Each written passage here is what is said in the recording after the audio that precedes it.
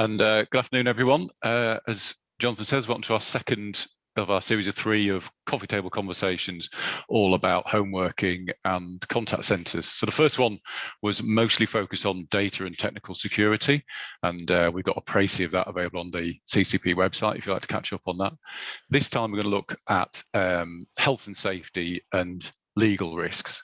So we're now, I guess, a year into what started off as being unimaginable and is now either normal or interminable, depending on your experience and your attitude as to home working. And we know, and we'll come on to this as we go through the session, you know, this mass adoption of home working's it's full of opportunities and possibilities, particularly in the contact centre space, and perhaps especially for outsource service providers in the space, but there's also downsides and risks. So the good news is we've got a veritable brains trust of skilled professionals here who are real experts in their fields of law and compliance and risk mitigation. So they're here to share their knowledge with us for free and answer our questions. So less of me and more of them. So I'd like to introduce our panel. And can we start off, Sam, with you? Yeah, sure. Hi, everybody. So my name's Sam Ellerton. I'm the Regional Claims Leader, Senior Vice President at Lockton. I'm a practicing solicitor and non-practicing barrister. I've been managing complex personal injury and property damage claims for the last 15 years or so. Thanks, that's great. So there we are. I would have got a man who's got 2 professions, and we've only just started. Alexandra, could you introduce yourself, please? Yes, afternoon, everyone. I'm also a solicitor. I am a head of team and solicitor at Ellis Whittam. I qualified back in 2009 and have worked with solely within employment law since then. And certainly for the last 8 years, while I've been at Ellis Whittam, I've worked and supported solely employers. So it's always from that corporate side. Brilliant. Thanks, Alexandra. And on to Charles. Hello, everybody. My name is Charles Spencer. I'm a Principal Health and Safety Consultant for Ellis Whittam. My background, I'm a fully chartered environmental health professional, and I'm also chartered with the Institute of Occupational Safety and Health. And my role predominantly is working with different clients and employers on a daily basis, and ensuring that they comply with health and safety law. Brilliant. Thanks, Charles. And last but not least, Julie. Right. Hello, everyone, and happy Friday. I'm a business continuity and resilience professional. Been in the industry for about 15 years, worked in many different types of industry, and been involved in many major incidents. Prior to that, I worked in IT, service delivery and service management. And across all of those years, I've worked with contact centres and actually used to lead an IT technical service desk. Thank you. Thanks, Julie. That's great. So, I mean, we've discussed the fact that this was all rather unexpected 12 months ago, and incredible things were achieved technically and operationally. And we're now at a stage where it's unavoidable that we have to be aware of and cognizant of what the risks and legal implications are. And I think as we start to move into whatever the post-COVID future is going to be, home working or the opportunity to homework is going to obviously be part of everybody's business plans, but they'll all vary. So I think now it's a great opportunity to actually think about what we need to be mindful of as we go into the next stage. And I think for this first session, particularly maybe for the outsourcers, where it's often the case that as an outsourced service provider, either you're being told somebody else's interpretation of what the law is and what statute and regulation requires of you, which you may or may not agree with, or you're being treated as suddenly you're the legal and compliance expert in a certain area. And in the world of home working, that affects so many different areas, obviously. So I thought we could start off with a poll, just for a quick bit of scene setting, just really to understand what your plans are for your contact centre as the restrictions start to lift. So if you could let us know where you're at, where your thoughts are, what you're planning to do, that can help inform some of the insight that the panel will give us. So we'll let you vote away on that.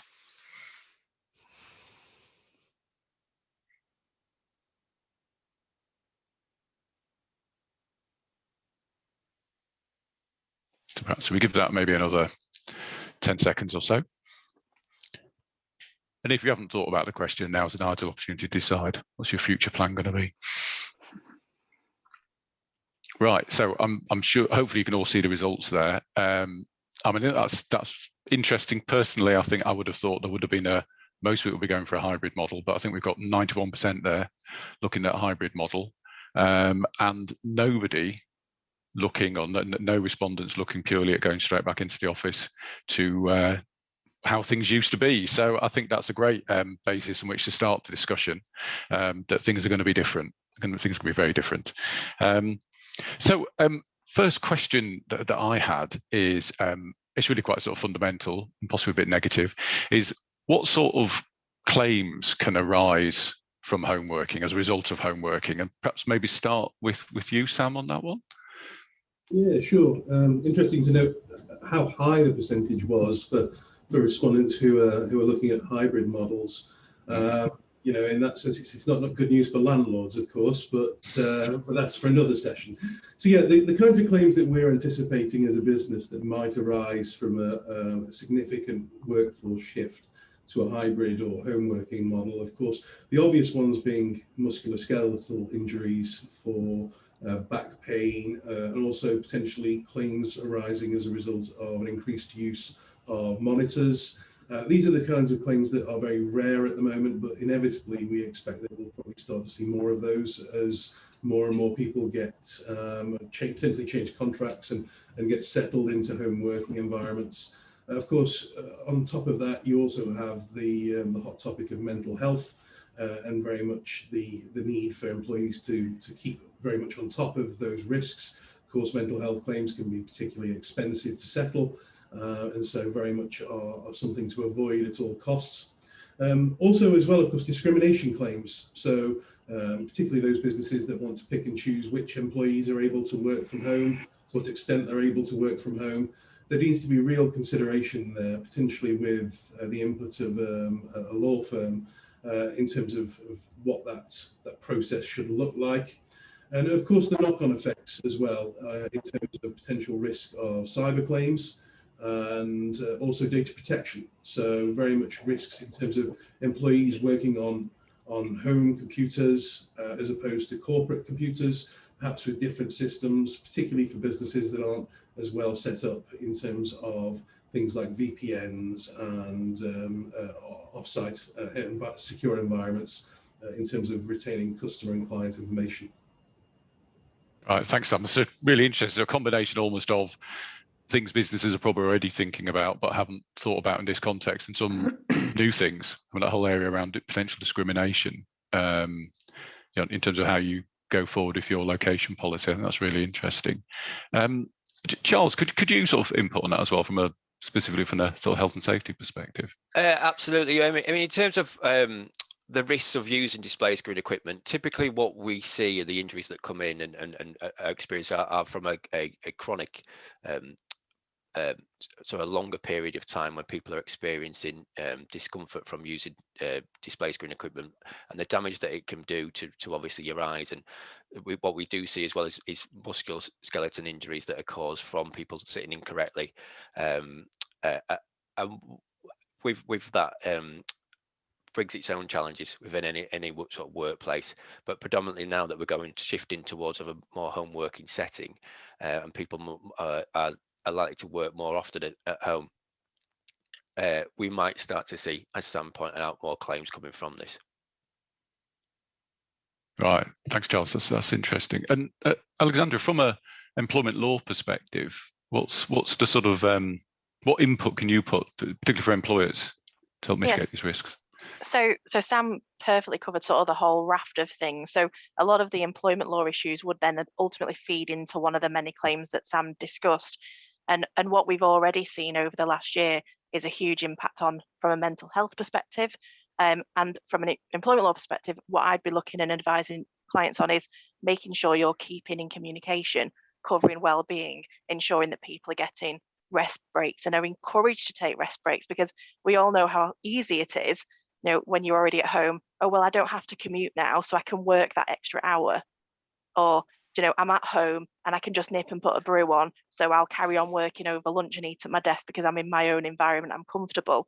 So they all end up feeding back into the claims that sort of Charles and Sam have mentioned, but it's thinking of it sort of as a proactive step of, if people were looking to go sort of home working or hybrid, how do they continue to support employees with that big change?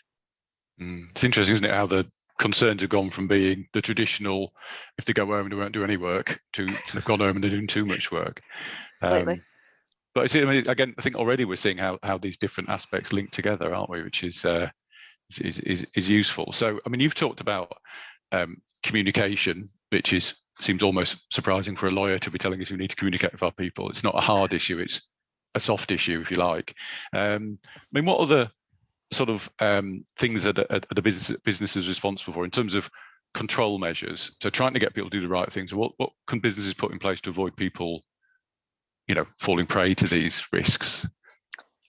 From my perspective, it would be trying to monitor what employees are doing and put in the policies in place. So, for employees to know it's okay to take breaks, to make sure that you are monitoring work levels, depending on what different businesses are, you can tend to see call stats, for example. Is there someone out there that's done a third, a half more than anyone else? If they're logging on, can you see the hours that they're actually sat at their desk, logged into your systems? So it's putting all those measures and making sure they're being monitored. A big thing that I think often gets forgotten as well is making sure you're keeping in touch, but through things like appraisals and having catch-ups, team meetings. Like you do, if you're in an office, you'd have maybe every so many days a morning team catch-up, just stood at your desk, sat there.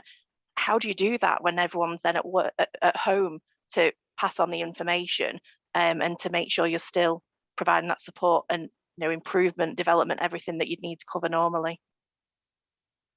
Yeah, that's interesting. And I suppose good contact centres have always been good at doing things that maintain that connection between people and sort of keep the team ethos going. But yeah, it's a very different challenge, isn't it, for everybody? But I thought it was interesting what you said about the fact about monitoring, because contact centres often get a bad rap for the amount of information they do hold about people. So actually using that to highlight people who are putting themselves under too much pressure and stress. So I guess that's an area where contact centres have hopefully got an advantage over a lot of workplaces, that we do have that depth of data. Okay, I mean, Julie, we're starting to get into the realms of, I guess, technology and tools. What are your thoughts on this?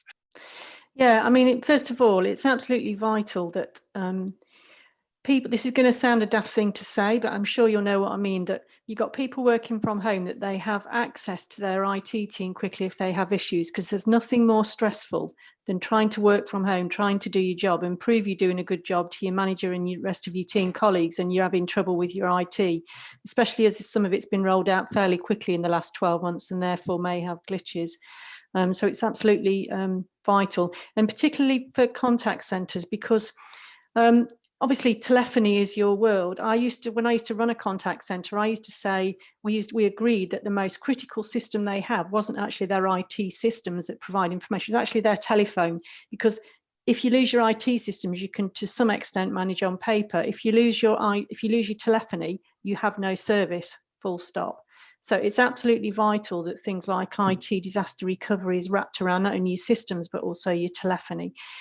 Because people will get very stressed if they can't do their job properly from home, and they can't talk to their colleagues that are sitting next to them and ask them and, bounce off them. So, it's really important that that whole aspect of IT is addressed and that people can access what they need to access, and they have the right permissions and they have the right support if they can't do what they need to do. Yeah, no, so this plays into that whole thing that employee experience and customer experience are almost indivisible now, aren't they? Because the same drivers affect different people, and we're all all employees are also consumers. So that's really useful, interesting point there, I think. Thank you. So Charles, we talked about health and safety, and you've talked about display screen equipment rules and so on. Is there any HSE health and safety guidance specifically around home working that employers need to be aware of? Well, if we take a couple of steps back in terms of what happened last year and everyone suddenly became a home worker, the HSE put in specific guidance in place to state that this was, a temporary arrangement, and that ultimately the DSE regs don't necessarily apply in under these circumstances. And I think the expectation was that everyone would be returning to the office come a couple of weeks later. But ultimately what's happened now is that and as we've just seen through the poll, that people are starting to look and starting to see that home working might be, the way going forward. And with that been brought in place, what we do need to do is make sure that we mitigate the risk, as we pointed out, to the effects that some of those workers may have. Now, with the DSE regs, what they require you to do is something called the DSE Workstation Assessment, or in these circumstances, a home worker assessment. And ideally, what we're looking for is any hazard which that person may be exposed to, and putting control measures in place to deal with that, whether that be providing with the right equipment, i.e. a laptop, keyboard, mouse, or it could even extend to something like a work an office chair or a desk. Okay, so I'd like to come on to that whole thing about equipment, but just on the assessment, and I guess, large employers are used to a periodic, process where somebody comes around and checks on you and checks that you know how the chair works and adjusts and that sort of thing. Yeah. Is there a sort of an established way of doing that for a workforce that's going to stay remote? There's a very much a difference of opinion on who's competent to complete that assessment. I mean, it's very much to the organisation to decide on who, if the employee is competent to do that themselves. Because of the COVID risks that we've experienced in the last 12 months, of obviously, we want to try and eradicate that as much as possible. So I do know that people who have been made permanent home workers have completed their own home worker assessments and liaised with their employees. And the HSE have clearly stated on their website that this is okay to do. But further down the line, we may look to get in, more, further competent professionals in to look at the way that people are sitting at their workstation and trying to show that duty of care, and that, and as an employer, that we're doing all we can to make sure that that person is safe within the workplace. Right. Okay. And just as an aside, have you heard of any cases, or Sam, have you heard any cases of employees, taking action, for musculoskeletal injuries since they've been home working? I'm yet to see any come through in terms of Lockton's clients, but that certainly doesn't mean that now isn't the time to prepare for a wave of this type of case. Claimant management companies in particular, have a very solid history of moving from claim type to claim type and pursuing successfully claims to try and get around regulations, generally around fixed legal costs. So in that sense, if we're talking about a massive move to home working, it's almost inevitable that those claims companies will start to focus in on this type of claim. And ultimately what businesses should be doing now is putting into place, as much as possible, taking into account the circumstances in which we find ourselves, appropriate documentation in support of their decision making. So that's policies, risk assessments, and then, a one-size-fits-all approach is not going to be suitable here. It almost should have a document for each individual. It should be recording regular catch-ups in terms of their mental health, well-being, their working environment, the equipment that they feel that they are using at home. It's not going to be sufficient if a claim comes down the line in 12 months' time, hopefully when we're all back and able to meet one another, and courts have started to return to some elements of normality, for people to just rely upon the pandemic as the reason why they left home workers without any real contact or support. It's just, if you don't mind me just jumping in there and just adding it, we say that there's 3 reasons why we manage safely. Obviously, we just touched on the legal reasons and obviously the financial implications that it can have, but from a moral side as well. And it's one of the key ones that we tend to think about from a moral perspective. We want people to be comfortable when they're at work. We don't want them to be suffering from discomfort, and we don't want them to be put at any unnecessary risk. So ultimately, putting provisions in place now will ensure that. That's right. Sorry. Yeah. I'd echo that what Charles has just said entirely. I mean, you know, we're talking a lot today about risk and cost of home working, but of course that shouldn't cloud the fact that there is huge benefits to be had for worker happiness, overhead costs, recruitment, competitive advantage for businesses who do this properly, who invest their time and their money in getting this right. So in that sense, it shouldn't be seen as something that businesses have to do. It should be seen as something that businesses really want to do. And ultimately, the employees very much need to be put at the centre of this process. Mm-hmm. Yeah, and I think there's lots of evidence out there in the contact centre world that is happening. You know, that either the good intentions of the past have not been lost, or people have actually refocused on their employees, partly because everybody's got the same experience, which is it's great. You know, people who work in and around contact centres know there's great value in having other colleagues go into that contact centre world, and actually we're all in this distributed world. So I think there's been some great stuff emerging out of that. So just before we sort of maybe cover off this final area is, and I think perhaps this is a question perhaps for Alexandra first, is, you know, we've talked about equipment and what's made available to staff, and I remember 12 months ago being told about some not insignificant contact centre who'd had to go and buy a load of, I think it was Peppa Pig logoed laptops, my tiny laptops, Chromebooks, I think, because that was all that's available to just ship them out with their staff, which is probably not great from a sort of DSE perspective. I don't know how things have changed, but as an employer, are you legally required to provide equipment, provide the right sort of chair, the right sort of screen? What are the rules around that? Yeah, and it's a really interesting question, because the starting point and the general position is there's actually no legal obligation to provide an employee with the equipment that they need for home working. But obviously, stemming from that, you're going to have situations where you're probably going to want them on your computer systems, your telephone systems, because then you have the ability to monitor and control antivirus software, the different, you know, the access to servers, for example. You know, the chances are you're not going to want that on people's individual, say, laptops. And even if you did, because it was necessary, say, because everyone went home in a rush, I'm sure IT departments would want access to make sure that they've then put on correct software to make sure it's safe, that they can carry out work. The time where you would need to consider individual circumstances, certainly from an employment law perspective, would be if, for example, you've got an employee with a disability that then may require a reasonable adjustment. You know, that might be a certain desk, a certain chair to be provided. So, you know, there might be that general no legal obligation, but as always, there are exceptions, and a big one would be sort of reasonable adjustments that you'd need to take into account. Right. And Julie, you've got any? Oh, sorry, Charles, did you want to come in? Yeah, there? sorry. Just to echo what Alexi has just stated, and going back to what I was saying, as part of the home worker assessment process, you would work with an employee to decide on what they need in order to do their job safely.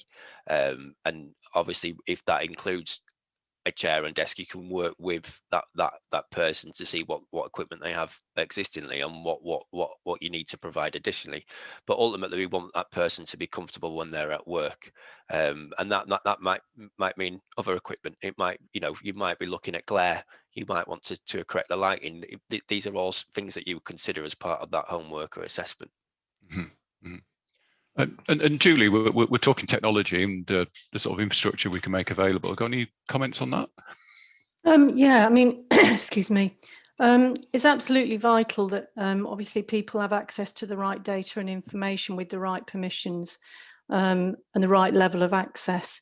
And that, you know, is absolutely vital, because if you don't, you're at risk of exposing the employee in terms of security if you don't make sure they have that. And obviously, security has become a big issue for home work and environment, because employers are entrusting their employees to handle their data confidentially and sensitively in a home working environment, which can be, you know, it's different. There's nobody over their shoulder looking at them to check that what they're doing. So that's absolutely vital. And I would suggest that when you have people working from home, that the security has what I'm calling defense in depth. So you should ask your cyber team if they have defense in depth security. Don't worry if you don't understand what that means, or even if you don't understand the answer, but the fact that you're asking will put them on alert. And you should also ask them if they're patching for vulnerabilities. Again, don't worry if you don't know what that means technically, but ask them, because your employees working at home will be vulnerable to attack from cyber criminals who know they're working from home and could target them because they know they're a soft target. So don't be afraid to challenge back with your security team to make sure an employee and all employees have the right level of security wrapped around their technology. And that's to protect the individual as well as the organisation. So really, that's absolutely vital. The big risk for organisations used to be buildings, and now it's switched. The risk has now become distributed, which is fantastic, but it's introduced new risks like security, which absolutely have to be addressed for everyone's peace of mind.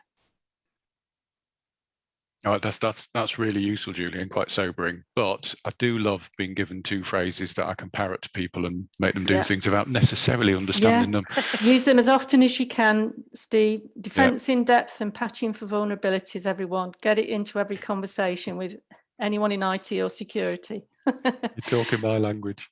Okay, I think we've probably time for another poll. We're talking about, and I think as the points we made, it's not all negative, but some of the risks. It also, we've obviously, there's varied experiences, but we'd got a couple of link questions here just around productivity levels and service levels. So how's the performance shifted?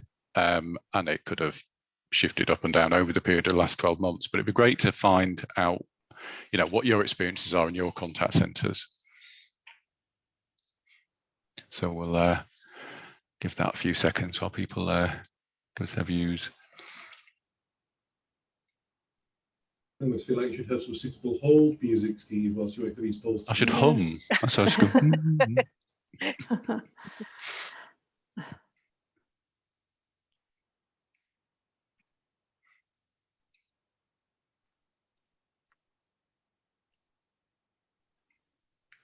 Yeah, we'll make sure the poll, everyone's voted, we'll display the results shortly. So it should be fine.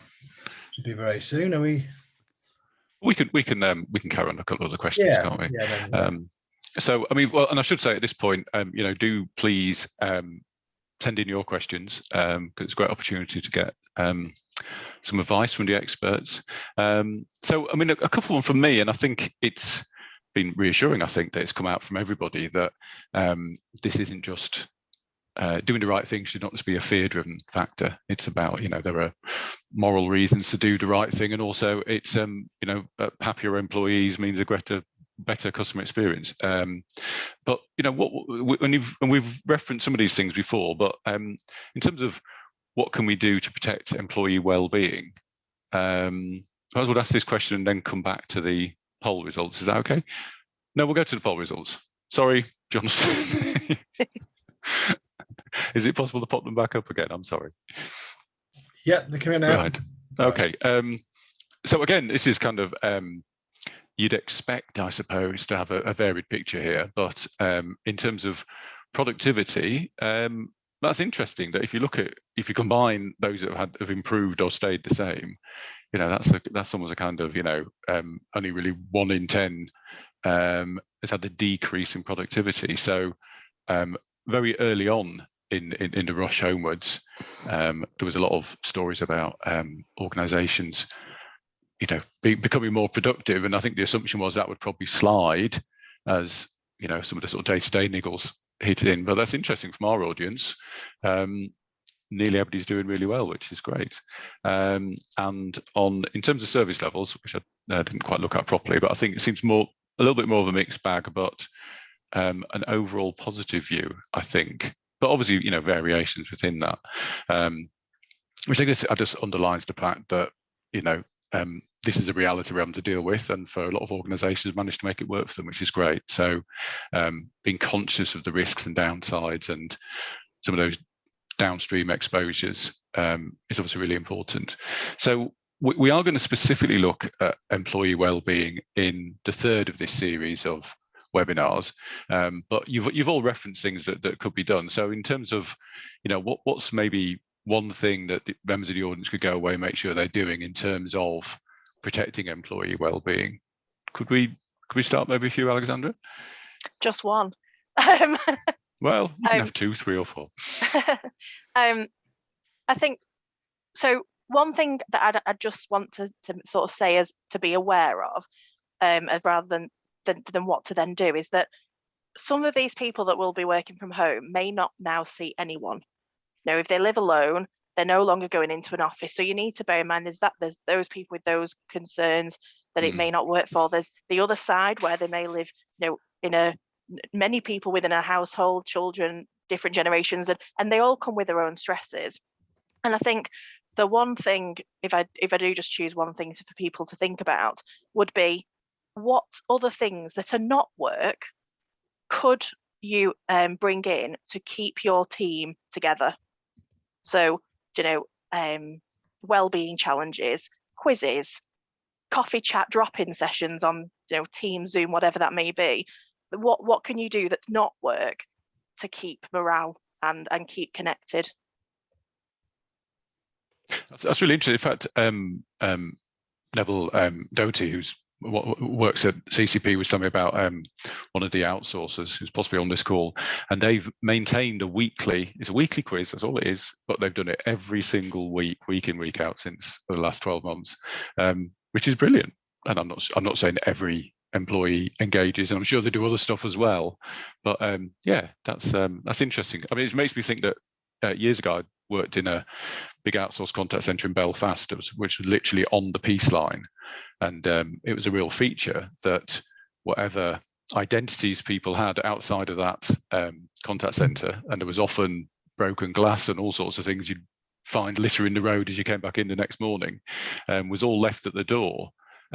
Because people's work experience was the same. And that's a really interesting point I've probably not properly thought about, that the environment you're in and your experience when you're in it can vary so much.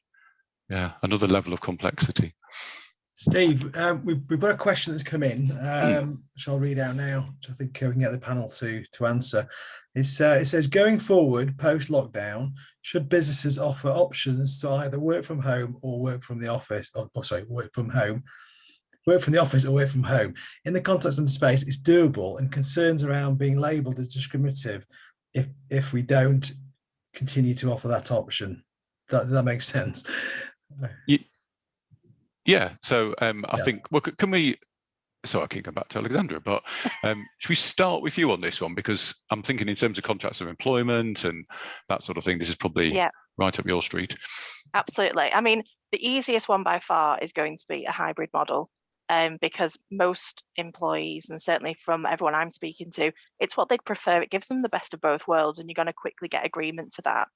If you're going to be looking at options of just working from home or requiring people to work from home, then we're looking at more contractual issues of how those can be brought about. But you can always, within any business, there will be some roles that are more suited.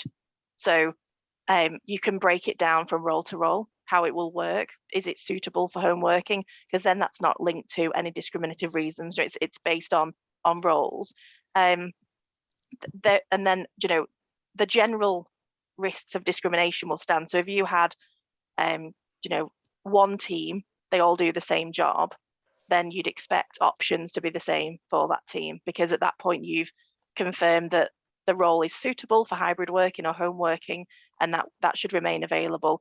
If you're in a situation where you could allow for a certain amount, but there needs to maybe be a core, on site, say if that's a business need, then you'd need to look at, whether it's first come, first served, or a rota basis, something like that, so that it's not, everyone feels that they're getting a fair shot and a fair chance. And if you design that contract of employment appropriately, is it possible to sort of say, well, I don't know, you could be hybrid and you could be 3 days at home, 2 days in the office, but it can't be always 2 days of your choosing, and you have to kind of book a slot. Is that all doable as long as you get the contract right? Absolutely. Yeah, you can have a nice split. You could start having all sorts of creative ideas such as online booking systems to book a hot desk, and everything like that. And ultimately, as long as there's an agreement in place that you will work X amount at home, X amount in the office, then you can do that. You could have it even more fluid than that. You know, you work from home, but we can require you to attend the office as needed. So, you know, you may choose to come in 1 day a week, you may choose to come in 3 days a week, but equally, if we say we now need you in for 3 full days because there is a training session or we're doing something as a bigger team, you can then have that ability to put it into a contract as well. Right, which is sort of scenario you could imagine. Yeah. Can I just chip in there actually? Oh, sorry, Charles. I was just going to mention there's a key hazard that people need to be aware of with this hybrid rule, is that ultimately if somebody's driving to work, the employer is not responsible for that work journey. But when somebody drives for work, they are. So the actions of that employee is the responsibility of that company. So if somebody's working using the hybrid model, we need to be clear on if that person is if they're field based or their main place of work is that place will be traveling on 2 to 3 days a week. I mean, the key thing being, as I say, it's the accountability of the organization to put control measures in place for those workplace journeys. And one thing that people may be breaching, they may not be covered by their own personal insurance, so they may need to upgrade to business insurance as well. And it's also important as well to inform the businesses, insurers, companies that those activities are going on, because it may invalidate other sources of insurance. That's a really interesting question, and I think we've had a question here about reassessing insurance liabilities. I mean, Sam, I'm sure you must have some thoughts on that. Thanks, Charles. It's clear that once you've come to determination in terms of what your workforce is going to look like, then clearly you need to make sure that you are insured for that new look of your workforce and how you intend to operate as a business. I think that's just sensible planning from a risk perspective.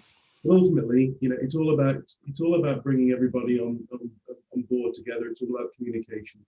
At the end of the day, if you can be flexible with your environment, then there's no reason that you don't get a committee of employees together, perhaps a home working committee of key representatives, and discuss these issues on a regular basis. Make sure everyone's happy with the business's approach.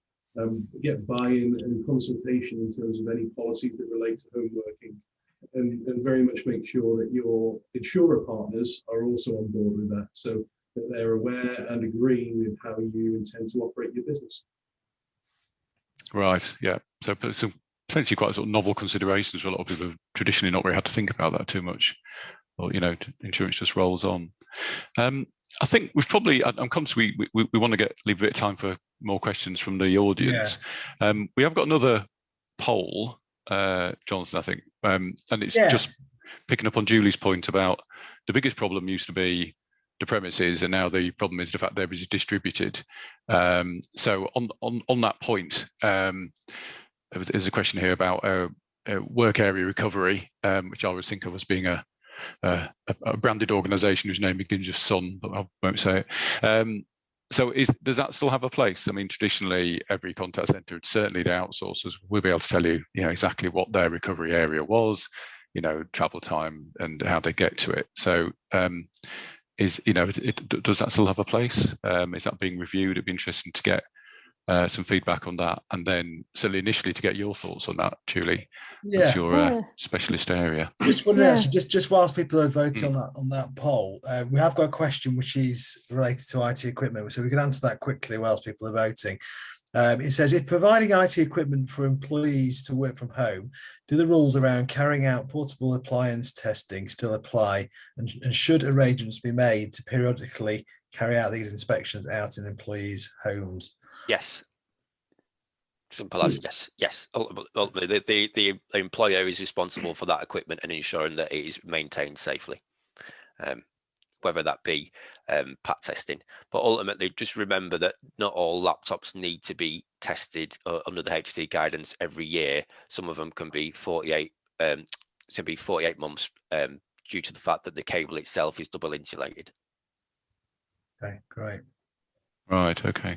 So I guess the challenge there is just to make sure whatever's done internally, that's understood and transferred, and work out how to do that for a distributed workforce. Absolutely. Something I'd never thought of. Another thing I'd not thought of. So I think the results should be in shortly. So with regard to the, just picking up while we're looking at the results, oh, there they are. Interesting.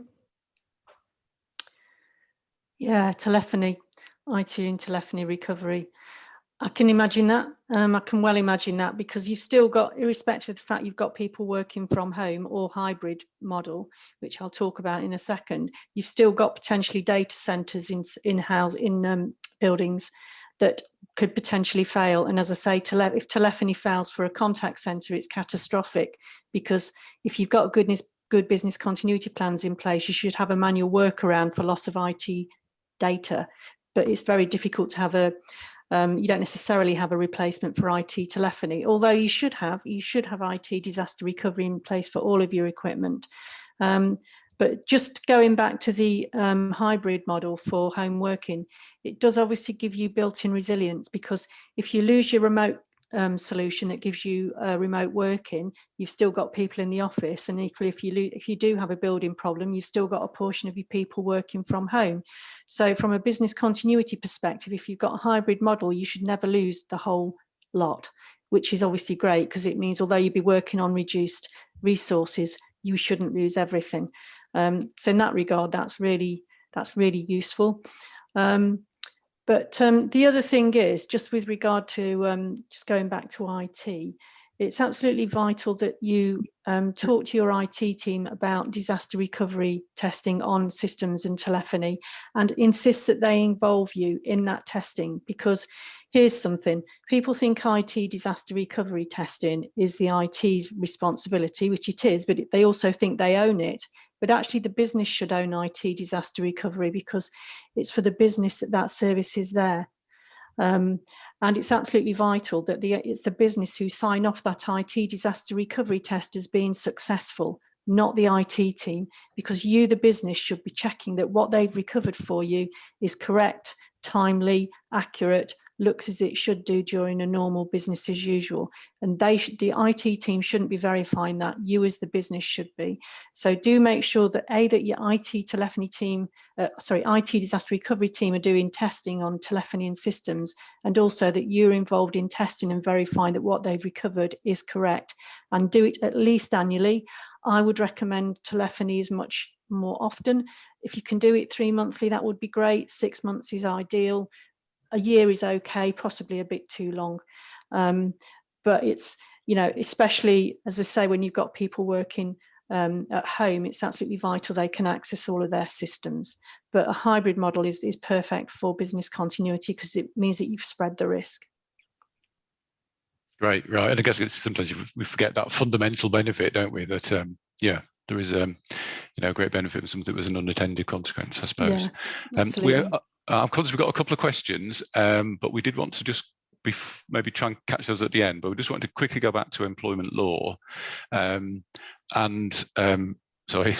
Lexi, you again.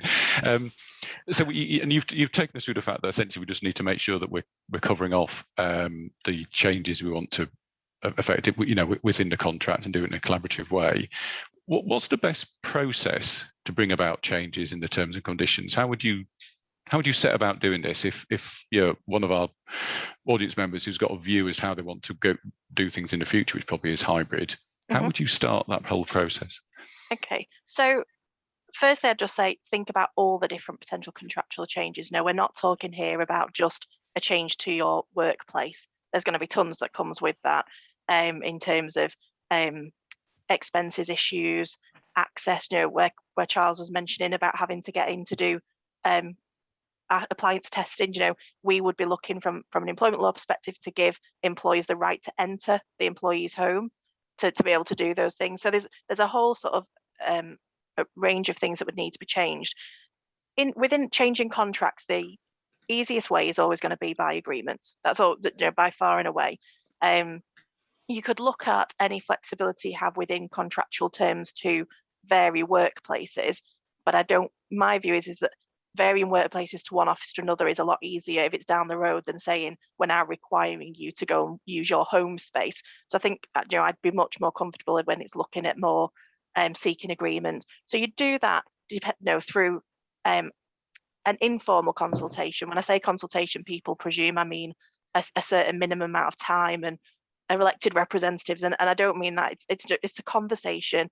It's trying to sell the option, you know, and depending on where your business is, I mean, if you're talking about hybrid, the chances are you'll get buy-in, people will want it, because what this year has shown is that the majority of people would prefer that as an option moving forwards for something. So I don't think you'd have any issue. The bigger issue would probably be for the smaller percentage of people who earlier on had ticked just home working, because if they're going to be looking to make this a permanent change, and not everyone may want that, it's then you can look to try and consult and seek agreement. But if ultimately some people are not willing to agree, what are your other options?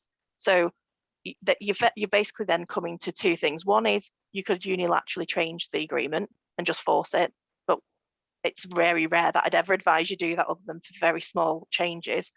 So the final option then is, are you going to look at, we call it a dismissal and re-engagement. You actually serve notice on the current contracts and immediately offer re-engagement on the new terms, which would include the home working and everything else that comes with it. But because that includes a dismissal, you'd need the good business case. So, you know, what's the reason you're looking to do this? Why does it have to be home working? So it's going to depend business to business, and getting that case in place before you start talking, so that if you're not getting that agreement, we can look at it. And just to very quickly sort of mention, depending on how many people we're talking about, if there's a risk you might have to look at dismissing 20 or more people, then we would have to look at collective consultation. So that takes more time, again, with elected reps, etc. So it depends. The best thing you can possibly do is become a great salesperson, because if you can get the buy-in from staff, for whatever reason it is, it's just going to make your life, you know, life a lot easier, and the changes can come in effectively as soon as you want them to, as soon as the parties agree, rather than having to wait for notice periods, which, you know, could be as much as 12 weeks, depending on how long someone's been employed. Right. I think that's really good advice, because again, you've opened up a bit of a scary vista there, haven't you, with lots of that post-COVID goodwill going west. Thanks so much, Lexi. Jonathan, we've got about 3 questions. Have we got time to quickly address them, or do we need to pick them up after? Well, we've got one which is specific to data breach. So we can maybe ask Julie that now. So this is from Dustin. Are we potentially still just one major data breach, and it's put in brackets, that can be traced back to home working as a source, from changing the conversation perception of home working overall as we go forward in the post-COVID environment? That's quite an interesting question. Yeah, I think we absolutely are. I think there's a lot of companies are walking a fine line with this one. If they haven't wrapped around the right training for their staff and put the right procedures and the right auditing in place and the right processes to manage this, then, and unfortunately, you can imagine it's going to be something like a bank or a financial institute where the breach is really serious and has implications. And I think that's, unfortunately, it probably will happen. But I hope it doesn't, you know, scupper the home working thing too much. I mean, the Financial Conduct Authority have a diktat out that all financial organisations must record every single activity that goes on with their home workers. And you can see that spreading to other organisations, especially regulated ones, and especially if we do start getting situations with a major breach. And then obviously there's a huge investigation as to how that's happened, and the Information Commissioner's Office will need to get involved, and it could really open up a whole can of worms. So I think it's a really good question. I hope it doesn't happen, but you can see by the law of statistics it probably will at some point. Yeah. I just hope it's not my bank details. And I'm sure you're all thinking the same, and I'm sure it won't, you know, it hopefully won't be anything as bad as that, but who knows.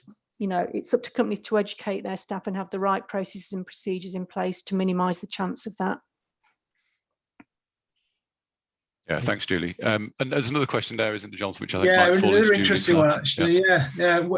Where employees are using their own home Wi-Fi connection, the policy stated that they would not pay for lost hours connected to Wi-Fi failure, could this risk possible claims for loss of earnings, or is it a reasonable ask that the employee ensures that they have adequate connection? That's another good question. Can I, before you give the legal answer, can I just say it's absolutely impossible to guarantee somebody's got 100% connection. I think that's, if any employer says that, then that's wrong. But I personally think, but I appreciate the view of the lawyers on that, because, you know, no tech is 100% guaranteed. And if your Wi-Fi goes down because somebody's sawed through a cable outside, how is that the employee's fault? I would argue. Standing up for the employee here. I might shock you there, Julie, even from my side. I agree. I wouldn't expect to see a policy like that in place. They are ready and willing and available for work, and they have no control over the internet. We have seen things that have been dropping off, particularly over the last year, because of the fact that there are so many people working from home. So it's something that you're seeing quite commonly, and it tends to only be a short, intermittent break, as opposed to someone drilling, going through a cable, which obviously, I mean, if someone's going through a cable, depending on your work setup, you'd then be looking at putting other things in place where that work then doesn't stop. So if you're in a hybrid model, that person should then get to the office to carry on working, because it's going to be some time until that Wi-Fi is back up, because we're waiting for electricians and all sorts to come out. And obviously, as we move forward, hopefully out of this COVID era, there might be other options as well. Local places with free Wi-Fi options, etc., for these short-term interruptions. But I certainly wouldn't expect to reduce pay. That's where business continuity comes in. One of the new risks is, what do you do if employees lose connectivity? But if you review your whole business continuity planning, re-review it based on this new remote risk, then you should be able to put in place measures for mitigating. So if somebody does lose connection, if you've got a hybrid model, you can switch their workload to someone in the office, or you can have processes in place. You've got to have processes in place to deal with that. And you're not likely to lose lots of employees all at once in that situation either, obviously, unless they all happen to live in the same street, which is not very likely. But that's where BC comes in. Is you got to look at, what are you going to do? What if that goes? What's the impact of that? Can we shift the work somewhere else? How do we deal with that, and not push it back on the employee actually to say, oh, you've got to find a way around that, or you've got to fix it or something. Yeah. I'm just aware of time now. So probably we've got one more question, but I think we'll have to, Marianne, I'll have to come back to you on that, I'm afraid, after the webinar.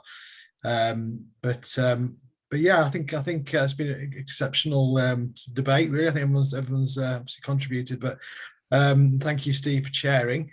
Just to sort of finish off, this is the second of our webinar series, our homework webinar series. If you missed the first one, you can go to our website or our YouTube channel and you can watch it. Again, if you wanted to watch this one or re-watch or re-listen to this session, it will be made available afterwards. You'll receive an email. It will also be posted again on our website and our YouTube channel. And we're running a third homeworking webinar in the series, which will be focused around well-being, and the homeworker well-being, keeping positive and productive. Details of that will be forwarded to you all following this session. But yeah, I'd just like to thank everyone's involvement today, and wish everyone a good day. Thank you.